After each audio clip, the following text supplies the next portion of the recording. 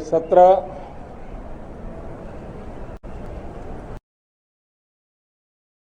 मौसम से तो जुड़ा हुआ है। अब दिल्ली में भी वर्षा अपना दस्तक देना प्रारंभ किया है, लेकिन फिर भी न बाहर की गर्मी कम हो रही है और पता नहीं अंदर भी गर्मी कम होगी कि नहीं होगी।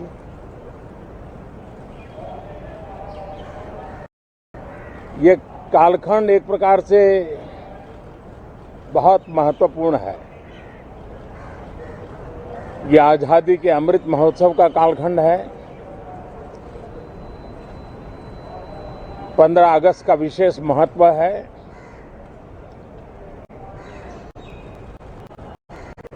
और आने वाले 25 साल के लिए देश जब शताब्दी मनाएगा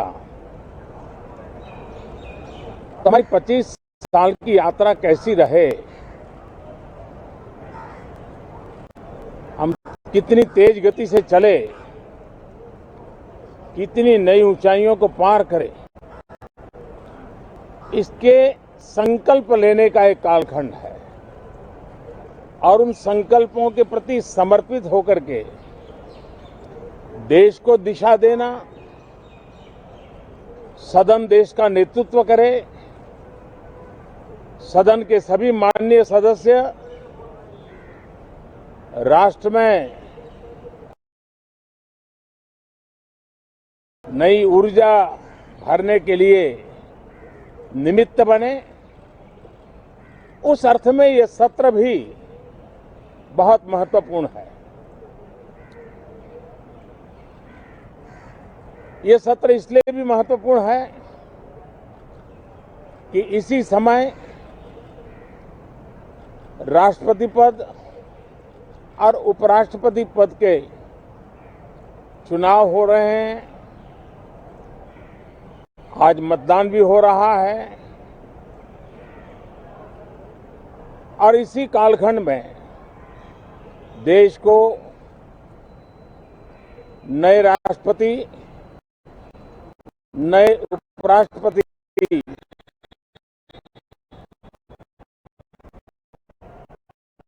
उनका मार्गदर्शन प्रारंभ होगा।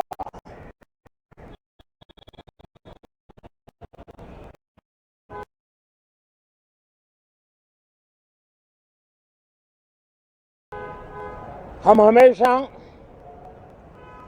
सदन को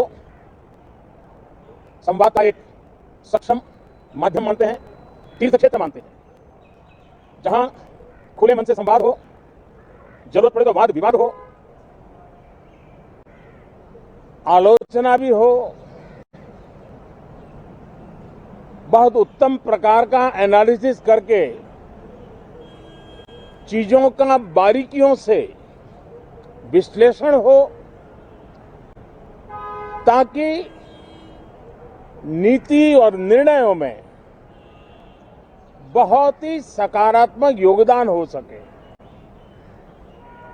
मैं सभी आदरणीय सांसदों से यही आग्रह करूंगा कि गहन चिंतन, गहन चर्चा, उत्तम चर्चा और सदन को हम जितना ज्यादा प्रोडक्टिव बना सके, सदन को जितना ज्यादा फ्रूटफुल बना सके, उस लिए सबका सहयोग हो और सबके प्रयास से ही लोकतंत्र चलता है, सबके प्रयास से ही सदन चलता है, सबके प्रयास से ही सदन उत्तम निर्णय करता है। और इसलिए सदन की गरिमा बढ़ाने के लिए भी हम सब अपने कर्तव्यों का निर्वाह करते हुए इस सत्र का राष्ट्रहित में सर्वाधिक उपयोग करें और हर पल याद रखें के लिए जिन्होंने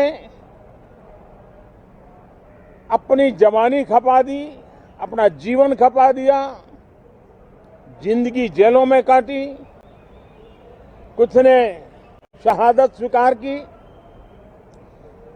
उनके सपनों को ध्यान में रखते हुए और जब 15 अगस्त सामने है तब सदन का सर्वाधिक सकारात्मक उपयोग हो, यही मेरी सबसे प्रार्थना है। आप सबका भी बहुत बहुत धन्यवाद।